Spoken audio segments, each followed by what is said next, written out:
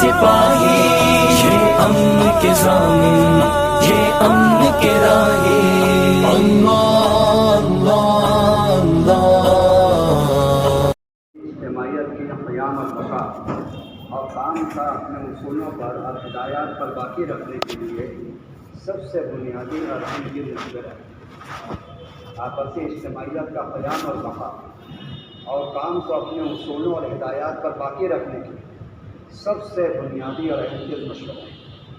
ہر کام کرنے والا، ہر ساتھی، اس کے دل میں مشورے کی ایسی تعظیم ہونا چاہیے اور مشورے کا ایسا اہتمام کرنا چاہیے جیسے ہر مسلمان نماز کی تعظیم کرتا ہے، نماز کا اہتمام کرتا ہے۔ مشورے کی ایسی تعظیم کرنا چاہیے جیسے نماز کی تعظیم، اور مشورے کا ایسا اہتمام کرنا جیسے نماز کا اہتمام کیا جاتا ہے۔ اسی وجہ سے اللہ تبارک تعالیٰ نے مشورے اور نماز کو ایک ساتھ قرآن میں ذکر کیا۔ وَأَقَامُوا الصَّلَاةَ وَأَمْرُهُمْ شُورَىٰ بَيْنَهُمْ۔ بلکہ عجیب بات ہے، جتنے بڑے بڑے تقاضوں کو دبا کر مشورے میں شریک ہوں گے، جتنے بڑے بڑے تقاضوں کو دبا کر مشورے میں شریک ہوں گے، امور مشورہ سمجھ میں آئے اور درست رائے کا الہام دلوں میں ہو۔ سنو غور سے بات، جتنے بڑے بڑے تقاضوں کو دبا کر مشورے میں شریک ہوں گے، امور مشورہ سمجھ میں آئیں گے اور درست رائے کا الہام ہوگا۔ درست رائے کا الہام تجربات کی بنیاد پہ نہیں ہوتا، درست رائے کا الہام تجربات کی بنیاد پہ نہیں ہوتا ہے، بلکہ اللہ تبارک تعالیٰ یہ دیکھتے ہیں کہ اس نے مشورے کی اہمیت میں کتنے بڑے بڑے تقاضوں کو چھوڑا، کتنے بڑے بڑے تقاضے چھوڑے جاتے ہیں۔ اللہ تبارک تعالیٰ کی جانب سے درست رائے کا الہام ہوتا ہے۔ اس لیے دو چیزوں کا اہتمام کرنا چاہیے۔ ایک، کبھی بھی ذمہ دار کو اپنے ساتھیوں کی جانب سے مستغنی اور بے نیاز نہیں ہونا چاہیے۔ کبھی بھی ذمہ دار کو اپنے ساتھیوں کی جانب سے مستغنی اور بے نیاز نہیں ہونا چاہیے کہ جو آئے آئے، جو نہیں آئے نہیں آئے، نہیں، ایسا نہیں ہونا چاہیے۔ حضرت فرماتے ہیں کہ جو ساتھی ایک مرتبہ شریک کا ہوں مشورے کے اندر، اس کے بعد ذمہ دار کو 100 مرتبہ جانا چاہیے۔ جو ایک مرتبہ شریک نہ ہو، اس کے بعد 100 مرتبہ جانا چاہیے۔ ذمہ دار کو اپنے ساتھیوں سے مستغنی نہیں ہونا چاہیے۔ بہت ڈرتے ہوئے بات عرض کر رہا ہوں، ذمہ دار کا اپنے ساتھیوں سے مستغنی ہونا اس ذمہ دار کے لیے کام سے محرومی کے لیے کافی ہے۔ ذمہ دار کا اپنے ساتھیوں سے مستغنی ہو جانا، ہر ایک کی اپنی ضرورت ہے، جو آئے گا آئے گا، جو نہیں آئے نہیں آئے، کہ ذمہ دار کی کام سے محرومی کے لیے کافی ہے۔ دوسری بات، ساتھیوں کو بلانے کا منتظر نہیں ہونا چاہیے کہ ہمیں بلایا جائے تو ہم مشورے میں آئیں گے۔ یہ سوچ کہ ہمیں بلایا جائے تو مشورے میں آئیں گے، یہ کبر کی علامت ہے، یہ متکبر ہونے کی علامت ہے کہ مجھے بلایا جائے گا تو میں مشورے میں شریک ہوں گا، اور اگر مجھے نہ بلایا گیا، نہ پوچھا گیا، میں مشورے میں کیوں شریک ہوں؟ یہ سوچ کبر کی علامت ہے، اور یہ سوچنا کہ میں بلانے پر مشورے میں حاضر ہوں گا، یہ سوچ ساتھی کی محرومی کے لیے کافی۔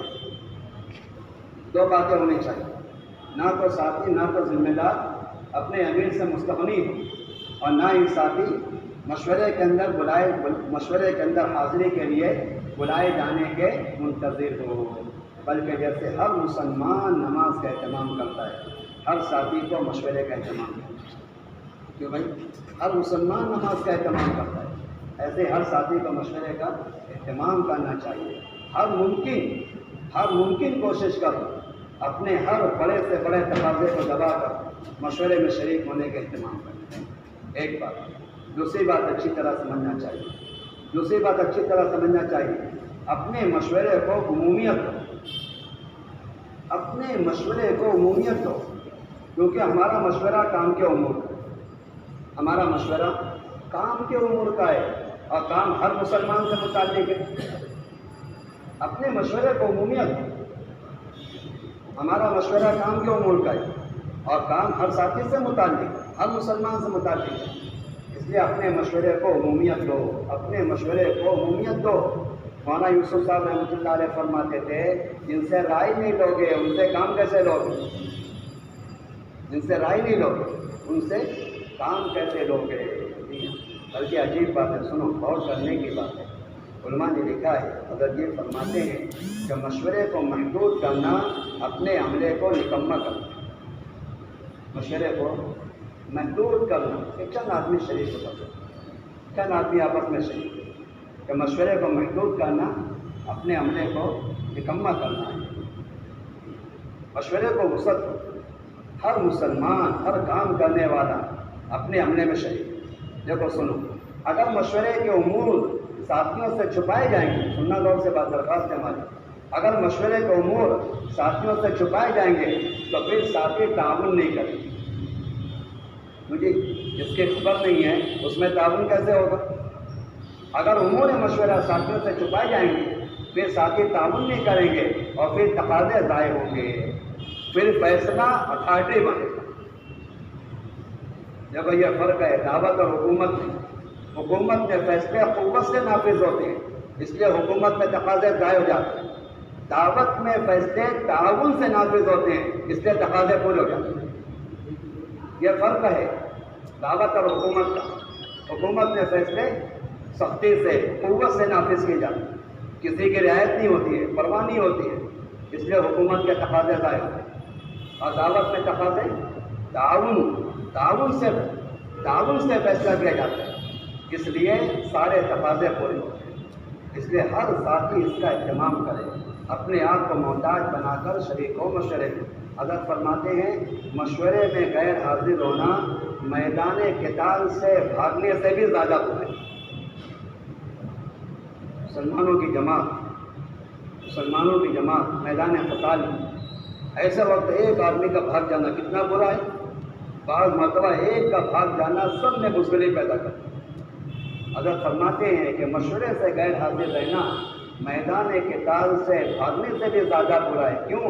اس لیے کہ میدان قتال سے کسی آدمی کا نکلنا امت کو تفریق نہیں کرے گا، مشورے سے غیر حاضر رہنا امت میں تفریق پیدا کرے گا۔ میدان قتال سے بھاگنا ایک طبعی چیز ہے، خوف آدمی کو لاحق ہوتا ہے، چلا جاتا ہے۔ میدان قتال سے بھاگنا امت میں تفریق نہیں پیدا کرے گا، لیکن مشورے کا چھوڑ دینا امت میں تفریق پیدا کرے گا۔ ایک فرد کا امت کے ایک فرد کا کام کرنے والے ایک ساتھی کا مشورے سے کٹنا یہ امت کا کٹنا ہے۔ کام کرنے والے ایک ساتھی کا کٹ جانا مشورے سے، یہ کیا ہے؟ امت کا کٹنا ہے۔ اس لیے اہتمام سے اپنے تمام ساتھیوں کو مشورے میں شریک کرو۔ سارے ساتھی مشورے کا اہتمام کریں، خصوصی مشورہ ہمارے کام میں خصوصی مشورہ کوئی نہیں، خصوصی مشورہ کوئی نہیں۔ کام ساری امت سے متعلق ہے، کام کا مشورہ سارے مسلمان سے۔ نبی کریم صلی اللہ علیہ وسلم تو منافقین کو اپنے مشورے سے نہیں نکالتے تھے۔ ہم اپنے ساتھیوں کو شریک کرنے کا اہتمام نہیں کرتے۔ آپ صلی اللہ علیہ وسلم منافقین کو مشورے سے نہیں نکالتے، ہم اپنے ساتھیوں کو شریک کرنے کا اہتمام نہیں کرتے۔ شریعت میں ایسی مثالیں بے شمار ہے، جب بھی خصوصی مشورہ ہوا انتشار کا سبب بنا۔ یہ واقعہ اسی کو سمجھانے کے لیے کہ خصوصی مشورہ امت کی اجتماعیت ضبط نہیں کرتے، خصوصی مشورہ امت کی اجتماعیت مجروح کر دے گا اور امت میں انتشار کا سبب بنے گا۔ آپ بتاؤ تو صحیح، صحابہ کے درمیان خصوصی مشورہ ان میں انتشار کا ذریعہ بن سکتا ہے، ہمارے درمیان خصوصی مشورہ اجتماعیت کا ذریعہ کیسے بنے گا؟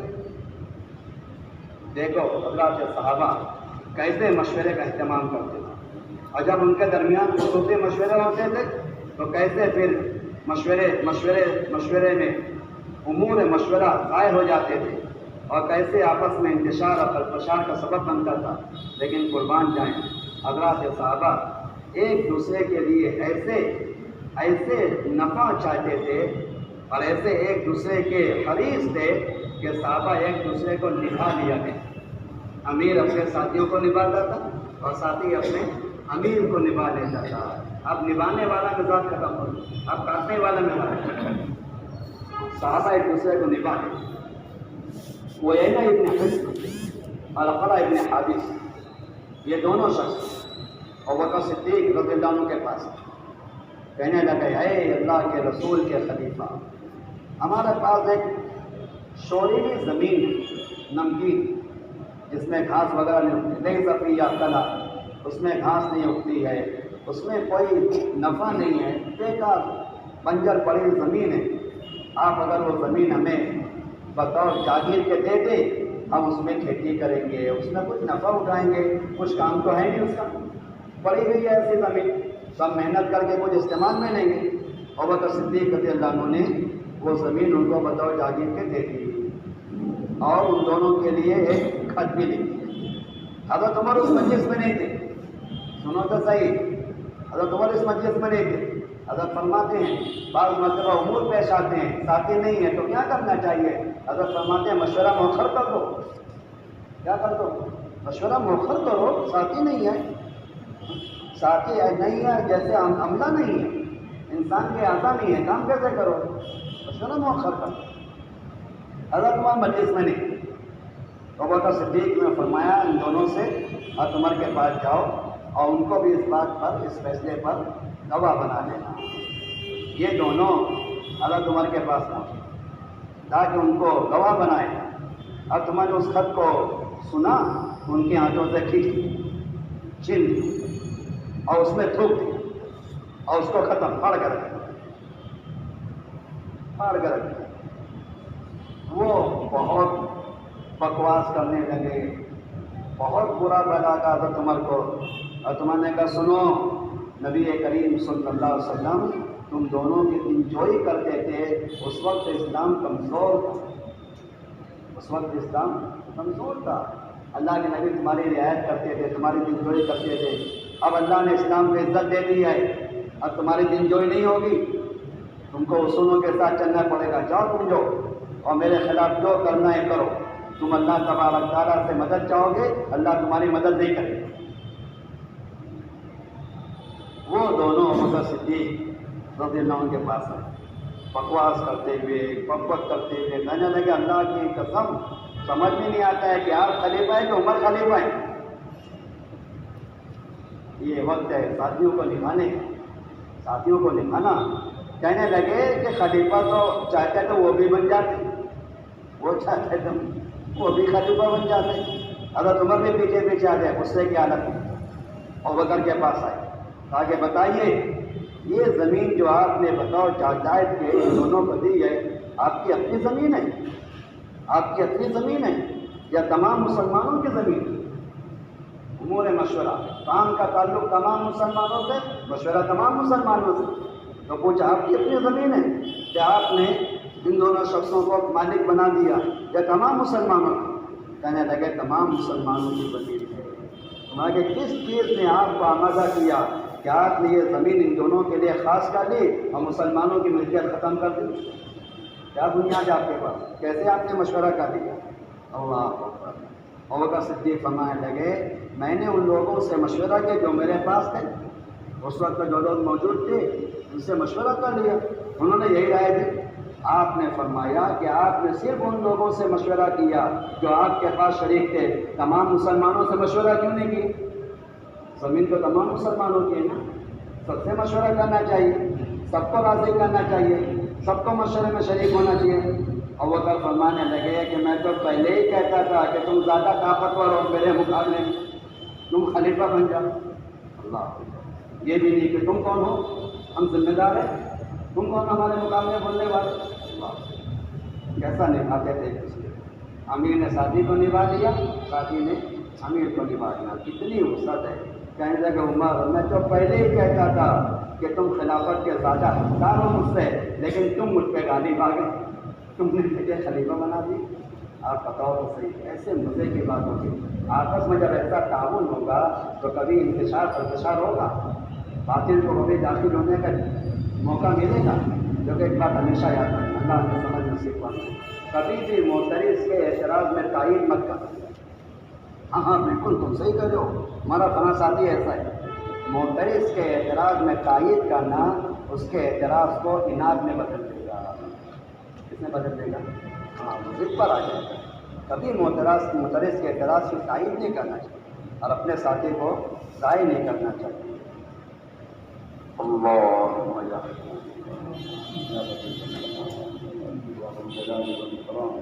اللهم صل على محمد عبدك ورسولك النبي الأمي وعلى آله وسلم تسليما.